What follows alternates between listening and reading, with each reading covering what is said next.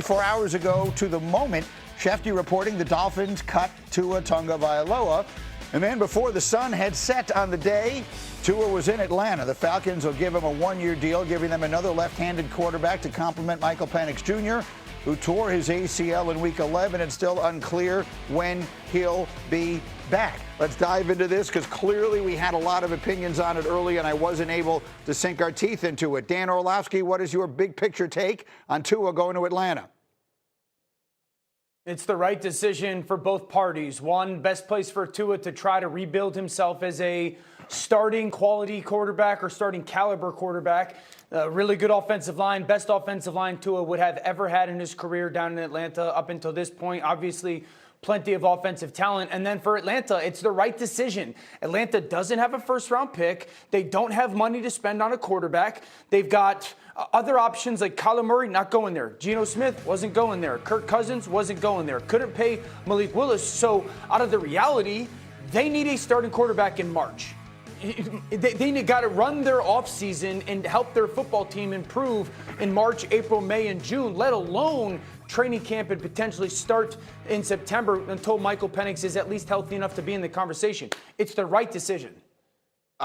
The left-handed part, I think, makes sense. The rest of it doesn't. I think having another left-handed quarterback to back up your left-handed starter, that's a fine idea. They're both kind of injury-prone, and neither is, like, established, legitimate starter. That's why Tua is available. The team who just had him released him with $60 million of dead cap money. I think convincing ourselves that Tua is going to run this team would be foolish. I also think that we're not sure what Michael Penix is. You have a team that has a lot of really talented. You have a team that has a lot of really talented players on rookie deals right now. You restructure some contracts and you find a way to get Malik Willis. I think Malik Willis is the best possible answer that they could have had. They have an attractive destination. You pointed out, Dan, all the reasons why it's attractive. I'm just looking at this roster and looking at both of these two quarterbacks, and I don't believe that either of these two quarterbacks are quite good enough to take this team where I think that they believe that they belong, considering the improved defense, considering the good offensive line, considering the number of first-round weapons they have on offense. These guys aren't the answer. I don't see how Malik Willis would have worked there. Like, they have the eighth pick in the draft was Michael Penix. Right. Kirk Cousins was very expensive and will continue to be in terms of their cap situation. You're able to get a quarterback on a minimum salary deal that has 75-plus career starts in the NFL that throws with the same hand that your starter does. It's a shame they couldn't get Kellen Moore to come coach him. But that doesn't, I mean, like Drake London has talked about this, right? Like the ball spins different. So, like, you have a guy that can operate your offseason now while Penix gets healthy. I believe that, you know, that team still wants to see Michael Penix as its starter once he's healthy, and Tua can get you through the offseason. There's so many things I want to see, and unfortunately I'm never going to. Michael Penix was such a roll of the dice the night that they drafted him. Right. We all said it at the time. I hate saying it out loud because you don't want to wish these things on people. He's a young man with a dream, and I would love nothing more than for him to prove everybody wrong. But his injury history coming out of college was the ultimate red flag, and they made a pick that no one else saw coming. And so now you get a guy in Tua. Peter, here's what I'm going to say.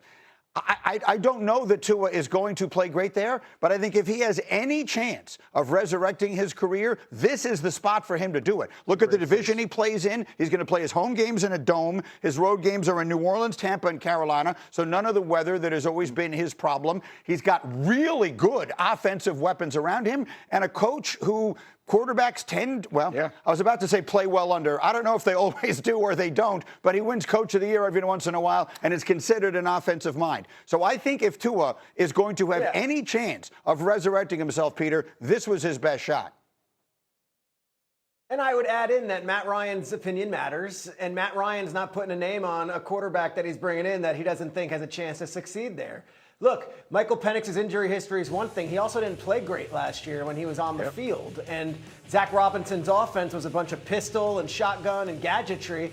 You put Tua in there, he's a traditional drop back quarterback. He can run a little bit, but it gives them another option. At $1 million, Dominique, I understand what you're saying. I'm not putting Tua in the Hall of Fame either, but at $1 million for what they're paying him, to me, it's a waiver, and so it's why not? Let's do it. Let's give Tua another shot. Yeah, no, I mean, I think it's a flyer, but we're saying pretty critical of the way that Michael Penix has played so far and how he played last year. Tua wasn't better. Critical of Michael Penix's injury history. Tua had the hip and a series of concussions. It's not better. I feel like you went and had a quarterback last year that is not proven, and you went and got the identical version of it just with a weaker arm. Like, I don't love this as a long-term possibility. I think that I understand for what it costs. Intended as one. Right, yeah. I think that's what I'm pushing back against is it feels like some people are making the argument that he's a potential solution there. I don't think that's true. I guess that's all I'm saying is like it makes sense to have him there because he's cheap, but I don't see him as resurrecting his career Go ahead, in Dan. Atlanta. It's the Band-Aid, though, Dom. And this was an organization that just needed the Band-Aid right now.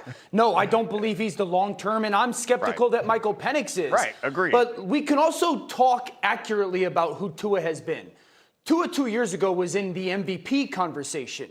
Whether you think that was a byproduct of Mike McDaniel or not, the reality was he was. And there's been moments when he's played really high-level football, and it's going to be a relatively similar system.